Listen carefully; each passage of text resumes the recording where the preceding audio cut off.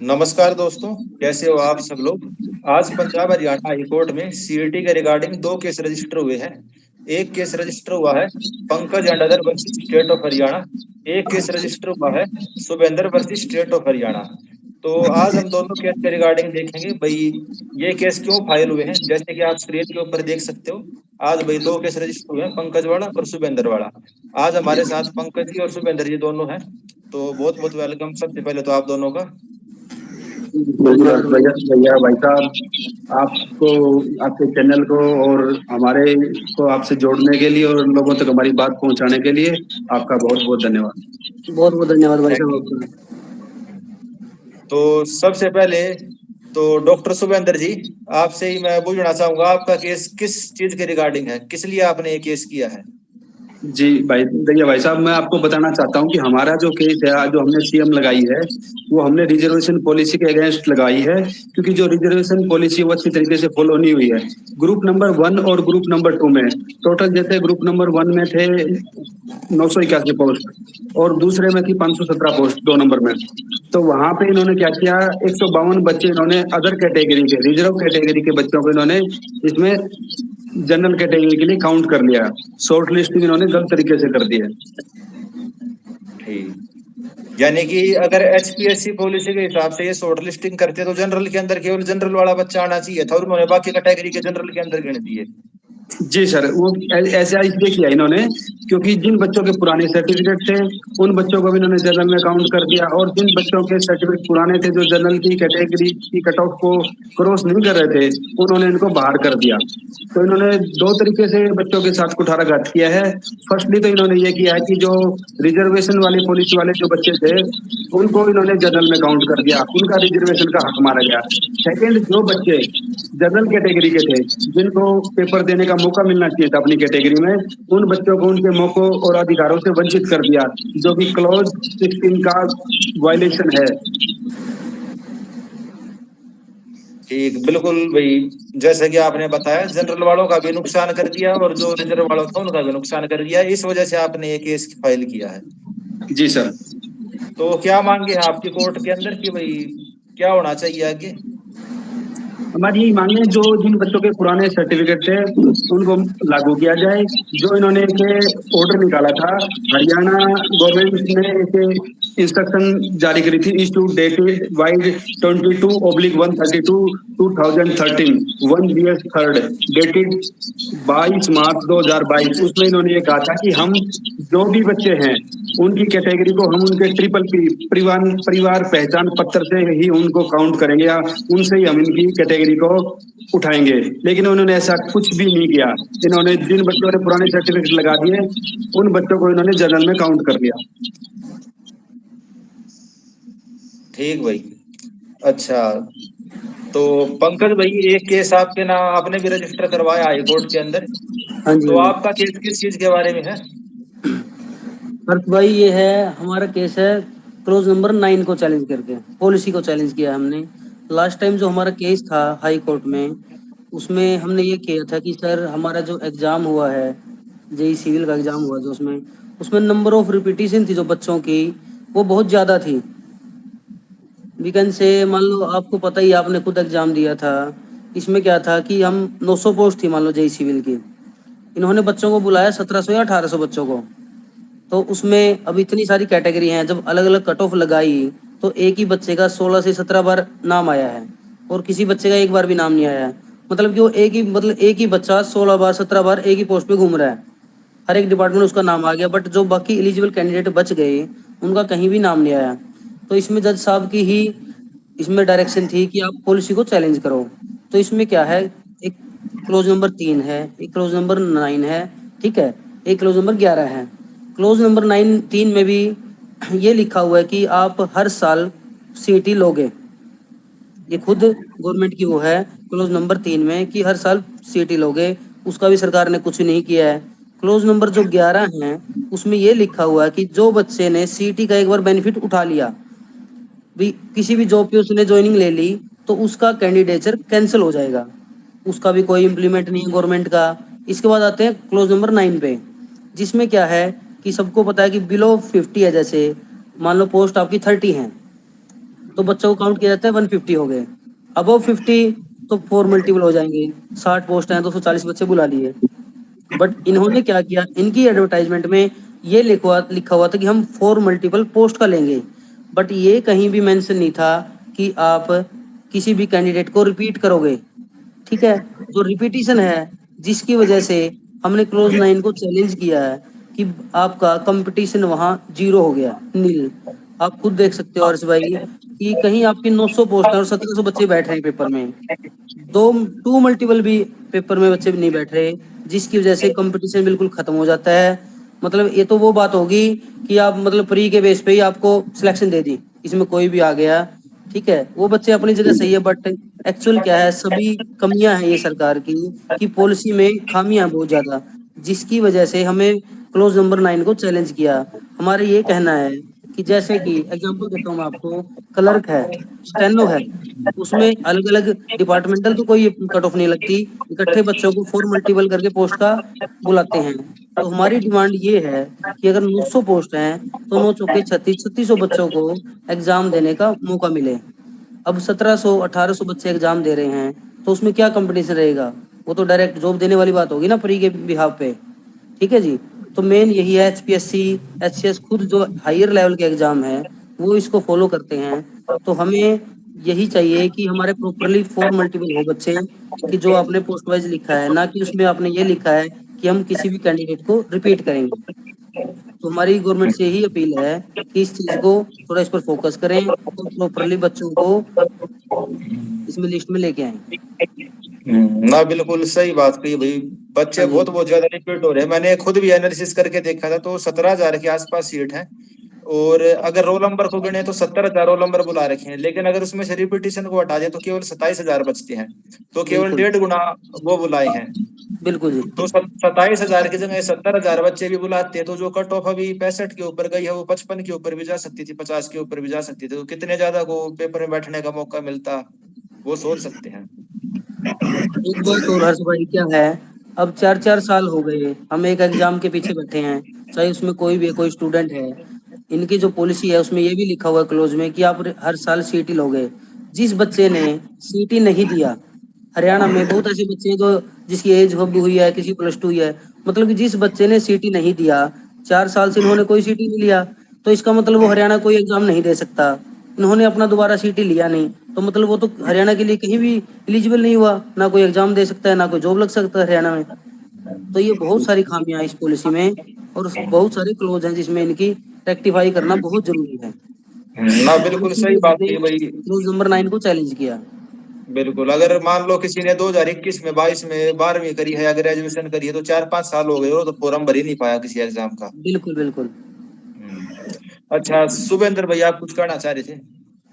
जी भाई साहब, मैं ये बताना चाह रहा था कि जो ये रिजर्वेशन पॉलिसी का जो इन्होंने डूंडा पीट रखा, हम ये कर रहे हैं वो कर रहे हैं, इन्होंने क्या किया, बहुत सारे साथियों को इन्होंने रिजर्वेशन पॉलिसी के तहत बैठने का मौका ही नहीं दिया। बहुत सारे, जैसे हमारे ग्रुप 1 में ही आप लेके चलो, बहुत सारे ऐसे डिपार्टमेंट में हैं जहाँ पे रिजर्व कैंडिडेट के लिए कोई पोस्ट ही नहीं है। तो उन बच्चों ने उन पोस्टों को और उन डिपार्टमेंट्स को हासिल करने के लिए मजबूरन अपने रिजर्वेशन को त्यागना पड़ा और उन्होंने जनरल में जाने का फैसला किया, जो उन बच्चों के रिजर्वेशन के साथ भी कुठाराघात है और साथ ही साथ जो हमारे जनरल वाले बच्चे हैं उनके भी अधिकारों के साथ कुठाराघात है। क्योंकि जो बच्चे रिजर्वेशन पॉलिसी के तहत अगर उनकी वहां पोस्टें होती, रिजर्व पोस्टें होती डिपार्टमेंट वाइज, तो वो अपनी ही पोस्ट के लिए लड़ाई लड़ते, लेकिन वहां पोस्ट रिजर्व की है नहीं, तो उन्होंने मजबूरी बस जनरल में जाने का फैसला किया, जो कि दोनों के लिए बहुत ही नुकसानदायक है। ये सरकार की या एचएसएससी की कमियों के कारण ऐसा हो रहा है। हाँ बिल्कुल सही बात। मैंने भी 1-2 डिपार्टमेंट देखे थे, जैसे शायद जेई सिविल में पब्लिक हेल्थ का डिपार्टमेंट है, शायद उसमें बीसीए की और ईडब्ल्यूएस जी की जीरो बिल्कुल सीट है। बिल्कुल, बहुत सारे ऐसे हैं जहाँ पे ऐसी ऐसी बातें हो रखी हैं, इन्होंने ऐसे ऐसे इसमें रूल फॉलो कर रखे हैं। अच्छा, कुछ साथी गए थे कोर्ट में, सर्टिफिकेट के मुद्दे को लेकर के कि हमें पेपर में बैठने दिया जाए, उनको वहां पेपर में बैठने का मौका भी दिया दिया मतलब अपीयर होने के लिए परमिशन भी मिल गई, लेकिन उनके खिलाफ फिर सरकार और एचएसएससी फिर चली गई कि उनको पेपर में बैठने का मौका ना दिया जाए, जो वो भी एक उनके अधिकारों के साथ मतलब हनन ही माना जाएगा, उनके वायलेशन माना जाएगा कॉन्स्टिट्यूशन का, कि आपको अगर एक सिंगल बेंच अगर आपको अधिकार दे रही है, आपको पेपर में अपीयर होने की परमिशन दे रही है, उसके बाद सरकार जबरदस्ती उनको जबरन पेपर देने से रोक रही है और पेपर को पोस्टपोन कर देती है। जिस दिन पेपर होता है उसी दिन एलपी में चली जाती है और बच्चों को पेपर देने से रोकने का काम करती है, और फिर पेपर को पोस्टपोन करके 2 दिन बाद फिर से पेपर लेती है, उस डेट को लंबा ले लेती है ताकि बच्चों को पेपर में बैठने का या कहीं आगे अपील में जाने का मौका ना मिले। ये भी एक सरकार की और एचएसएससी की सोची समझी साजिश है ताकि बच्चे पेपर में शामिल ना हो पाए। ना बिल्कुल सही बात कही भाई। 7 तारीख को भी जैसे सेंटर के अंदर बैठा के बच्चे बाहर भेज दिए, और 9 तारीख को भी जेई सिविल का पेपर था, तो कई सारे बच्चे तो ऐसे थे एडमिट कार्ड इशू हो गया, कई तो मेरे साथ भी गए हुए थे पेपर देने के लिए, और अंदर बैठने के बाद एन मौके पर बाहर निकाल दिए गए। तो उनके दिल पे या दिमाग पे क्या बीती होगी, तो वही सोच सकते हैं भाई। 2 दिन उनके खराब हुए, एडमिट कार्ड भी आ गए, अंदर बैठ के सोच रहे हैं भाई पेपर देंगे अब, और एग्जाम सेंटर से एन मौके पे बाहर निकाल दिए कई सारे तो। अच्छा, दूसरा एक और है इनका, इन्होंने जो भी डिपार्टमेंट्स बांटने का काम किया जो कि मेंस के पेपर के बाद होता था, इन्होंने प्री के बेस पे प्रेफरेंस भरवाई है, जो कि आज तक किसी भी आप कहीं भी चले जाओ, किसी मतलब आप आरआरबी में चले जाओ या कहीं भी जाओ, आपको ऐसा कहीं देखने को नहीं मिलेगा कि प्री के बेस के ऊपर आप प्रेफरेंस भरवा रहे हो। ये एक इनका पहला एक नियम बनाया है हरियाणा की एचएसएससी ने, जो कि शायद देश में सबसे अजूबा एक पॉलिसी लेके आए हैं कि आप प्री के बेस के ऊपर आप प्रेफरेंस भरवा रहे हो और मेंस के पेपर को आप प्री जैसा मान रहे हो। अगर किसी की मान ली जाए किसी के प्री में बहुत ही अच्छे नंबर है, 80 नंबर हैं, और उसके अगर मेंस में 50 नंबर का वो क्राइटेरिया पूरा करता है तो उसको उसे अच्छी जॉब मिल जाएगी। लेकिन किसी साथी के प्री में अगर बहुत ही कम नंबर हैं, वो बिल्कुल जस्ट कट ऑफ को क्रॉस कर रहा है, और वो मेंस में चाहे 80 85 कितने ले ले, लेकिन उसको अच्छा डिपार्टमेंट नहीं मिलेगा, जो कि उन बच्चों के साथ भी एक मतलब उनके एक तरीके से उनके अधिकारों का हनन माना जाएगा, जो ये भी एक बिल्कुल अनकॉन्स्टिट्यूशनल है। ना बिल्कुल सही बात कही भाई। जैसे कि कोई बच्चा है, उसका डेवलपमेंट और पंचायत के जेई के लिए जी नाम आ सर। रखा है उसका, और जी पेपर में भाई। 100 में से 100 नंबर लेके आ गया वो, तो 100 में से 100 नंबर लेके आने के बाद भी उसको पीडब्ल्यूडी तो मिल नहीं सकती, या फिर जो भी उसने अपनी पहली प्रेफरेंस भरी होगी, चाहे वो कितने ही नंबर ले ले, तो कंपटीशन का फिर कोई मतलब ही नहीं रह गया चॉइस भरवाने का, जब आपने पहले पेपर के नहीं। हिसाब से ही उनको डिपार्टमेंट दे ही दिया। तो सही जी बात भाई। कही भैया आपने बिल्कुल। हर्ष भाई, इसमें एक चीज और है। अब जैसे हमने पॉलिसी को चैलेंज किया है, अब खुद आप एक चीज और देखोगे, इसमें नोमेनक्लेचर सेम। अब हमारा ग्रुप नंबर 1 है, उसमें जेई है, असिस्टेंट मैनेजर है। अगर सरकार ये नहीं करती ग्रुप वाइज, या अदर हम कुछ नहीं बोल रहे, हम चाहते हैं कि प्रॉपर फॉर्मेलिटीबल हो, बट एक चीज और हो सकती है। अब ग्रुप नंबर 1 में जेई की पोस्ट अलग है, असिस्टेंट मैनेजर की पोस्ट अलग है, मतलब कि एक ही ग्रुप में 2 3 वैकेंसी ऐसी है जिसमें एक्सपीरियंस वगैरह मांग रखा है, या अदर क्वालिफिकेशन है, या कुछ भी है। तो हम ये चाहते हैं, या ऐसे कर दे कि जेई की नोमेनक्लेचर सेम है, तो जेई की कट ऑफ अलग लगा दे फॉर मल्टीपल पोस्ट का। ठीक है, तो जिसमें एक्सपीरियंस है उसकी पोस्ट अलग लगा दे, तो उससे भी फायदा ही होगा ना बच्चों को, कि नंबर ऑफ कैंडिडेट एग्जाम में ज्यादा बैठ पाएंगे। और इससे तो सबके लिए फायदा ही है, चाहे इसमें सरकार है या बच्चे हैं, कि ज्यादा बच्चे पेपर दे पाएंगे, और जिसकी वजह से कंपटीशन क्रिएट होगा, नंबर ऑफ कैंडिडेट ज्यादा बैठ पाएंगे एग्जाम में। तो ये यही डिमांड है हमारी कि प्रॉपर फॉर मल्टीपल किया जाए। ना बिल्कुल सही बात है भाई। प्रॉपर 4 गुना हो तो बढ़िया है, ज्यादा से ज्यादा बच्चों को मौका मिले, कैंडिडेट रिपीट ना हो। और जहां से इन्होंने ये चीज कॉपी करी है, जैसे एचपीएससी वाले इस चीज को लिखते हैं कि भाई 12 गुना बच्चों को बुलाएंगे, तो वो बिल्कुल क्या बिल्कुल। करते हैं, टोटल नंबर ऑफ पोस्ट का बुलाते हैं। वो ऐसे नहीं करते भाई, एक ही बच्चे को एचसीएस के अंदर शॉर्ट लिस्ट कर दिया, एक को उसी बच्चे को तहसीलदार में शॉर्ट लिस्ट कर दिया, उसी को डीएसपी के लिए कर दिया। तो अगर शॉर्ट लिस्टिंग कर रहे हो तो ढंग से करो भाई, टोटल नंबर ऑफ पोस्ट का 4 गुना बुलाओ। डिपार्टमेंट का क्या हुआ, बिल्कुल सही बात कही भाई आपने ये। ये इन्होंने क्या है, they are considered the short listing method according to the department, not the group wise neither the post wise, जो कि इनका एक ही बहुत ही गलत तरीका है। ना बिल्कुल ठीक कहा भाई आपने। अच्छा शुभेंद्र भाई, आपसे एक चीज पूछनी थी। जी टेलीग्राम पे भाई। आपके बारे में कुछ लोग भाई गलत बातें भी लिखते हैं भाई, आप कम पढ़े लिखे हो, ये है वो है भाई, मतलब कुछ भी जी लिख भाई देते साहब। हैं। तो जी आपसे भाई एक चीज साहब। जानना चाहता था कि भाई आपकी एजुकेशन कितनी है। भाई साहब मैंने diploma in civil engineering, B Tech in civil engineering, M Tech in transportation engineering and PhD in traffic congestion के ऊपर मैंने in traffic congestion at Gurgaon and impact and solution के ऊपर मैंने पीएचडी कर रखी है। मेरा सब कुछ हो चुका है और मेरी एलएलबी की अभी तैयारी है। तो जो साथी ये पूछना चाहते हैं उन साथियों के लिए कि भाई जितना आप मतलब दूसरे को देख के आप मतलब बुरा महसूस करोगे उतना ही सामने वाला आपका मजबूत होता जाएगा। तो जो साथी पूछ बिल्कुल रहे हैं उनका सही वेलकम बात। है। ना बिल्कुल सही बात की डॉक्टर साहब, आपने जो आपके बारे में गलत बातें लिखते हैं वे 4-5 बंदे ही हैं, जितना उन्होंने टोटल पढ़ाई कर रखी होती है तो आपके पास डिग्री है सारी। जी भाई साहब, और इससे अलग मैं आपको एक और बताना चाहूंगा इस केस के रिलेटेड।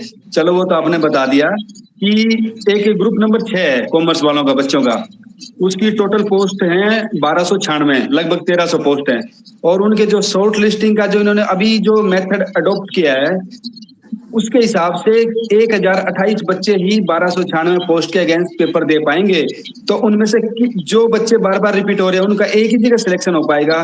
तो कितनी पोस्टें खाली रह जाएंगी, कितना waste of money, waste of infrastructure, और कितने मतलब कितना वेस्टेज हो रही है पैसे की और संसाधनों का कितना मतलब नुकसान हो रहा है, ये आप एक बार अंदाजा लगाइए। और बच्चों को कितनी हरासमेंट हो रही है, जो बच्चे एक्चुअल में पेपर देने के काबिल हैं, एलिजिबल हैं, वो पेपर नहीं दे पाएंगे। लेकिन 1296 पोस्ट के अगेंस्ट 1028 बच्चे ही पेपर में बैठ पाएंगे। और उनमें से बहुत सारे बच्चे तो रिपीट हैं, बार बार बार बार बार बार रिपीट हैं। तो वो बच्चे एक ही पोस्ट को फिल कर पाएंगे, तो बाकी पोस्टें खाली रह जाएंगी। तो फिर इस तरीके से शॉर्ट लिस्टिंग का क्या औचित्य रह जाता है, मैं आपसे पूछना चाहता हूँ। सर आपके माध्यम से एचएसएस से पूछना चाहता हूँ, सरकार से पूछना चाहता हूँ। हाँ बिल्कुल, ये तो सही कही आपने भाई। अगर सीटें खाली रह जाती हैं और प्रॉपर आप जितनी सीट है उससे कम बच्चों को बुला रहे हो तो क्या मतलब रह जाता है पेपर लेने का। पेपर का तो मत कंपटीशन का तो मतलब ही है भाई 4-5 बच्चे एक सीट के लिए कंपटीशन करें, जो सबसे होशियार हो वो वाला बच्चा लग जाए। बिल्कुल। और एक बात और कहना चाहूंगा पंकज, एक सेकंड के लिए, कि बहुत सारे साथी या बहुत ही सारे यूट्यूबर्स टेलीग्राम पे ये अफवाहें फैला रखी कि हम भर्ती रोको गैंग हैं। आज मुझे सुनने में भी आया कि कहीं पे हमारे हरियाणा प्रदेश के मुखिया हैं जो भी मनोहर लाल सैनी है जो हैं, उन्होंने कहा है कि कुछ बच्चे हैं, कोई भर्ती रोको गैंग है, उसके कुछ सरगना है। तो भाई मैं आपसे कहना चाहता हूँ, हम सिर्फ अपने अधिकारों की लड़ाई के लिए लड़ रहे हैं। हम एचएसएससी गलत पॉलिसी के खिलाफ लड़ रहे हैं। हमारी लड़ाई किसी व्यक्ति विशेष, किसी कैंडिडेट के या किसी ग्रुप के खिलाफ कोई लड़ाई नहीं है। हम सब साथी हैं। हम सिर्फ और सिर्फ अपने अधिकारों की लड़ाई लड़ रहे हैं। वो अपने अधिकारों की लड़ाई लड़े, हम अपने अधिकारों की लड़ाई लड़ रहे हैं। हमने ना किसी की भर्ती को रोका है, ना हम किसी की भर्ती को रोकना चाहते हैं। हम चाहते हैं कि प्रॉपर तरीके से शॉर्ट लिस्टिंग हो, और ये जो तरीका इन्होंने अडॉप्ट कर रखा है, जो जो इन्होंने फॉर्मूले लगा रखे हैं, उनको सही तरीके से एप्लीकेबल करेंगे और भर्ती को सुचारू रूप से करने का काम करें।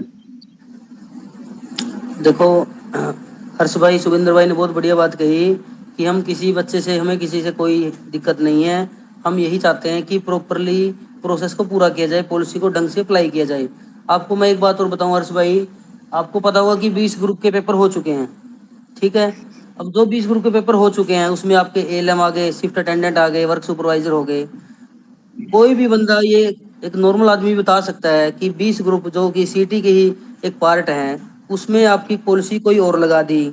अब ये जो 56 है, ग्रुप नंबर 1 है, 2 है, यहाँ आप पोस्ट वाइज लगा रहे हो, वहाँ आप ग्रुप वाइज लगा रहे हो। कि कोई ये बता सकता है कि फाइनल में कि पॉलिसी कौन सी सही है?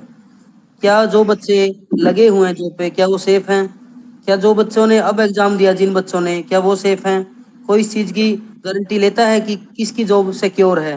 तो हम यही चाहते हैं कि पॉलिसी ऐसी हो, प्रॉपरली इसमें अमेंडमेंट किया जाए कि जिस पॉलिसी से किसी भी बच्चे को बाद में इन फ्यूचर में दिक्कत ना आए। ज्वाइनिंग होने के बाद अब इन 20 ग्रुप बच्चों को दिक्कत आई हुई है, अगर इनको हटना पड़ गया कोर्ट के थ्रू या कैसे भी, सिर्फ पॉलिसी की और सरकार की कमियों की वजह से, तो ये कितनी बड़ी मतलब एक लॉस है बच्चों के लिए, और कितनी बड़ी हैरेसमेंट है कि 4-4 5-5 साल से हम तैयारी कर रहे हैं, हम जॉब ले लेते हैं, उसके बाद हमें हटना पड़ जाता है सरकार की पॉलिसी की कमियों की वजह से। तो अभी कोई भी ये भी नहीं बता सकता। मैं आपसे ही पूछूं कि आप ये बता सकते हो कि उन 20 ग्रुप में या ये जो 56 है, ग्रुप नंबर 1 है, 2 है, कोई सिक्योर है?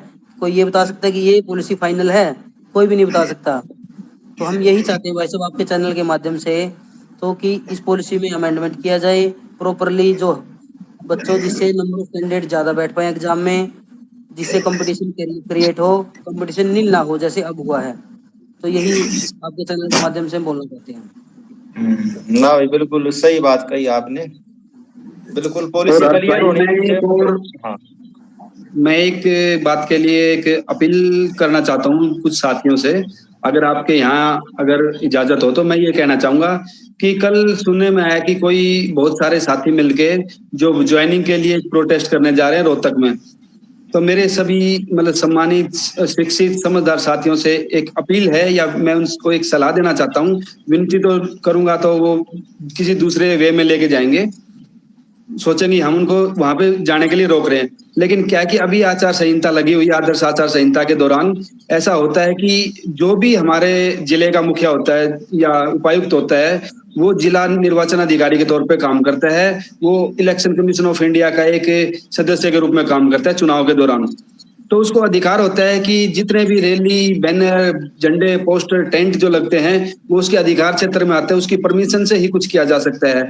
और सुनने में ये भी आया है कि अगर कुछ उपद्रव होता है या कुछ और होता है तो धारा 144 लागू कर दी जाती है। तो मेरी जितने भी सम्मानित साथी या जो भी साथी कल वहां जाना चाहते हैं उनसे एक यही सलाह सलाह दूंगा उनको कि सभी साथी सोच विचार करके अपने बड़ों से, बुजुर्गों से, किसी वकील साथी से या किसी अपने सीनियर से पूछ के ही वहां जाने का काम करें। ऐसे मामलों में और ऐसे मौकों पे देखा गया कि बहुत सारे साथी जो होते हैं वो ठीक मन के साथ जाते हैं अपनी ज्वाइनिंग के लिए जाएं या किसी और प्रोटेस्ट शांतिपूर्वक धरने के लिए जाते हैं, लेकिन उनमें कुछ असामाजिक तत्व होते हैं जो कि माहौल को बिगाड़ने का काम करते हैं। अगर एक बार माहौल बिगड़ गया तो जितने भी लोग वहां पे सम्मिलित हैं सभी को एक ही दृष्टि से देखा जाता है। वहां 148 49 धारा भी अपने आप ही शामिल हो जाती है, क्योंकि वो एक सबके ऊपर एक ही कानून लागू होता है। तो धारा 144 लगी हुई हो सकती है। तो उन सभी साथियों से गुजारिश है कि वो सोच समझ के ही वहां पे जाएं। कहीं ऐसा ना हो कि वो कुछ उपद्रवी और असामाजिक तत्वों के झांसे में आ जाए और वहां पहुंच जाएं, कुछ ऐसे घटनाक्रम हो जाएं जिससे उनके ऊपर कोई एफआईआर दर्ज हो जाए या कोई कानूनी कार्रवाई अमल में लाई जाए। क्योंकि आजकल बहुत सारे कैमरे, ड्रोन की मदद ली जा रही है। तो उन साथियों को यही सलाह है कि वो सोच समझ के जाएं। अगर एक केस भी उनके खिलाफ हो गया तो आगामी 5 7 साल तक वो किसी भी पेपर में, एग्जाम में बैठने के लायक नहीं रहेंगे। तो जो लोग उनके मौके का फायदा उठाना चाहते हैं उन साथियों को भी सलाह है कि भाई ऐसे किसी भी मतलब प्रोग्राम में बच्चों को धकेलने का काम ना करें। यूज कर रहा है भाई, जो आपको बुलाने लग रहा है उसकी क्या क्या नियत है वो अपने को नहीं पता। और भाई आपके बिल्कुल ऊपर एक बिल्कुल। बार केस हो गया तो भाई भर्ती से तो जाते रहोगे, कोई भी पेपर नहीं दे पाओगे। बिल्कुल आपने जी भाई। स्टूडेंट के इसके हर्ष भाई बारे एक में। बात और बोलना चाहूंगा आपको। आपने सुना भी होगा हर्ष भाई, आज या कल में खत्री साहब जो पहले चेयरमैन थे उनका एक बयान भी आया है। उन्होंने खुद ये बोला है कि इस पॉलिसी में कमी है। अब आप, मैं आपसे एक बात पूछना चाहूंगा, जो बंदा एचएससी का चेयरमैन रह चुका है पास्ट में, तो वो छोटी मोटी हस्ती तो होती नहीं। उन्होंने जो जजमेंट दी है, जो बयान दिया है, उन्होंने खुद एक्सेप्ट किया है कि इस पॉलिसी में खामी है। तो ऑब्वियस सी बात है, कुछ तो खामी होगी। और ऐसे तो केस होते नहीं है भाई साहब।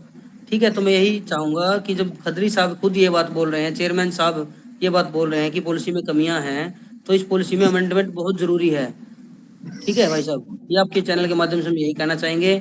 आपका बहुत बहुत धन्यवाद, आपने जो हमें इतना कीमती टाइम दिया।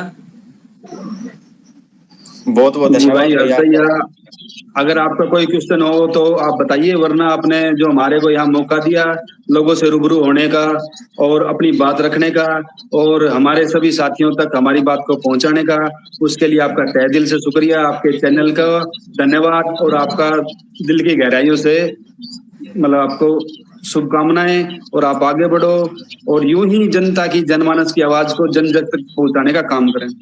बिल्कुल भाई, बहुत बिल्कुल। बहुत बहुत बहुत धन्यवाद भाई। बाकी कोर्ट के रिगार्डिंग तो जो आप केस कर रहे हो उसके रिगार्डिंग तो हमारे डाउट हो गए, बाकी उसके अलावा थोड़े से डाउट थे बच्चों के, वो ले लेते हैं।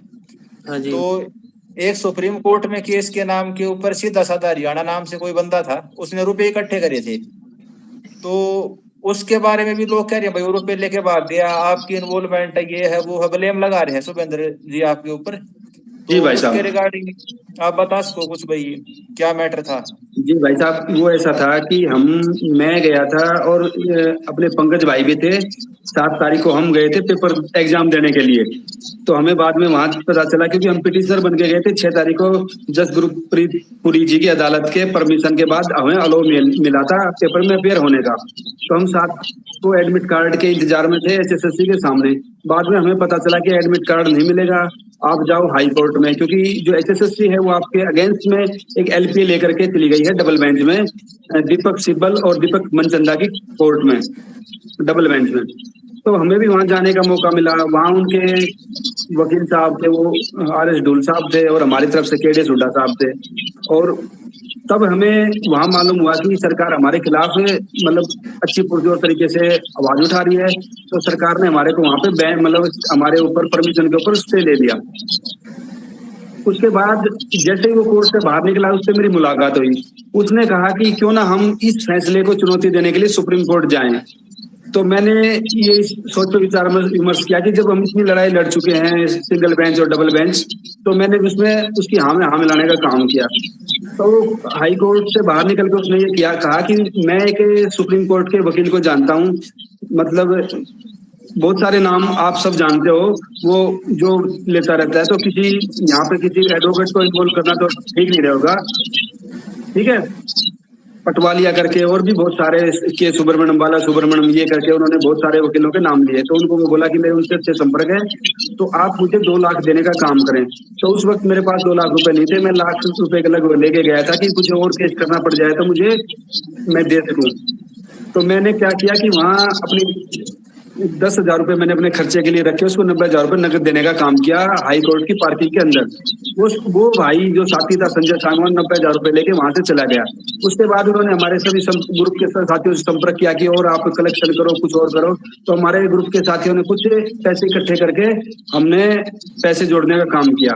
उसके बाद उसने 12 अगस्त को ये कहा कि मैं कल दिल्ली जाऊंगा, मुझे आप और पैसे दे दो।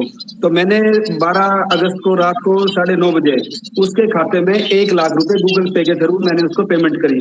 तो टोटल मैंने उसको 1,90,000 रुपए 12 तारीख तक पेमेंट कर दिए।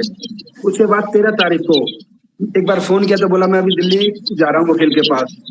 उसके बाद उसने फोन बंद कर लिया। ना तो मेरे नाम से कोई उन्होंने अपील दायर करी सुप्रीम कोर्ट में, ना ही उस भाई ने अभी तक मुझसे कोई संपर्क किया। उसके खिलाफ मैंने झज्जर में जो कमिश्नरेट बैठ के पुलिस कमिश्नर, वहां पे जाके मैंने उसकी शिकायत करी है। उसके खिलाफ वहां पे अभियोग दर्ज हुआ है और उन्होंने थाना सालावास के अंदर वहां से उसको मतलब आगे फॉरवर्ड कर दिया है। मेरे बयान दर्ज हो चुके हैं। उसके बाद मैं केकल पहुंचा उसके घर के ऊपर, घर वहां उसका भाई था जसवीर जो कि मैनेजर है पीएनबी बैंक में, और उसके पिताजी साहब सिंह। उनसे मैंने बात की तो उन्होंने मुझे ये आश्वासन दिया अगर संजय सांगवान पैसे नहीं देता तो हम आपके पैसे की जिम्मेवार हैं, हम आपको पैसे देंगे, आपके 1,90,000 रुपए। उसके बाद मैंने जब उनके फादर को और उनको फोन किया तो उन्होंने मेरे को पैसे देने से मना कर दिया, टाल मटोल करने लगे। उसके बाद मैंने ये फैसला किया कि मैं कोर्ट के थ्रू भी उनके खिलाफ एक एप्लीकेशन लगाऊंगा, जिसको हम 106 आईपीसी के अंडर में लगाते हैं, 420 वाला केस, वो लगाने का फैसला किया। उसकी मैंने ड्राफ्ट फाइल कर ली है और मैं वो भी लगाने जा रहा हूँ। तो ये सारे जो प्रोसीजर है ये अभी पाइपलाइन में। उसके बाद जो कुछ साथी थे, कोई कर्ण सिंह के नाम से एक सुप्रीम कोर्ट में केस था, उसके लिए उसने झूठ बोला कि कर्ण सिंह वाला केस आपका हमने दर्ज करवा दिया, जबकि ऐसा कुछ हुआ नहीं। लेकिन फिर भी उसने हमारे को गुमराह करके, और एक अंकुर सिद्धार्थ जो हमारे हाईकोर्ट के वकील हैं, उन्होंने कर्ण सिंह के नाम से केस लगाया था। तो फिर उसने सीधा साधा वाला जो संजय सांगवान, उसने कहा था कि मैं अंकुर सिद्धार्थ से संपर्क में हूँ, आप उससे संपर्क कर लेना। तो अंकुर सिद्धार्थ ने हमारे ये बताया कि उसने बोला है कि आप 2 लाख रुपए की पेमेंट कर दो। तो वो तो 2 लाख रुपए लेके पहले ही हमारे भाग चुका था। तो हमने अपने लेवल पे, एक हमारे भाई है विक्की हुड्डा, दीपक गिल, उन्होंने 10,000 और 50,000 रुपए का सहयोग देके 60,000 उन्होंने सहयोग किया, कुछ और साथियों ने सहयोग किया, और 1,23,000 रुपए हमने अपनी तरफ से, और कुछ एक दूसरा ग्रुप है जिसमें एक साथी, उसका मैं नाम नहीं लेना चाहूंगा कि हो सकता है उसके ऊपर कोई मतलब कानूनी कार्रवाई हो जाए या कुछ और हो, या कुछ और लोग उससे मतलब उसके नौकरी वगैरह हटवाने की फिराक में रहते हैं। तो एक साथी ने कुछ हमारी और मदद करवाने का काम किया। तो हमने अंकुर सिद्धार्थ को 2 लाख रुपए देने का काम किया 13 और 14 तारीख को, बचे हुए पैसे, जिसका हमारे पास सबूत है। जबकि ना हमारा केस था ना कुछ और था, और ये मजबूरी बस और लोगों की भावनाओं को ठेस ना पहुंचे, इसलिए हमने ये काम करने का निर्णय लिया। ठीक। नहीं, ये बिल्कुल सही बात बताई भाई आपने। डॉक्टर साहब को मैं भी जानता हूँ भाई काफी टाइम से। तो जैसे कई लोग ब्लेम लगा रहे थे डॉक्टर साहब के ऊपर भी, तो आपको बात क्लियर हो गई होगी। इन्होंने तो बल्कि अपनी जेब से भी काफी सारे रुपए दिए हैं केस के रिगार्डिंग। जी भाई। हाँ। और अच्छा। अभी अभी अभी हाई कोर्ट में भी केस हम करने जा रहे थे।